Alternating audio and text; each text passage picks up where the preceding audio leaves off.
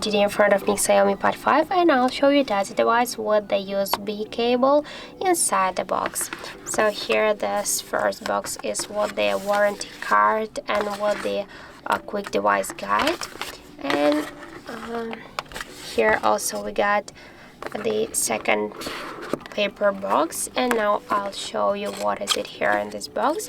Here we got the charger brick, and yeah, we got here the USB-C cable inside our device box. So the answer to the questions, yeah, the Xiaomi Pad 5 comes with the USB cable, so you shouldn't buy separately cable in to use and to charge the device. So that's it. Thank you for watching, and if you find this video helpful, don't forget to leave a like, comment, and to subscribe our channel.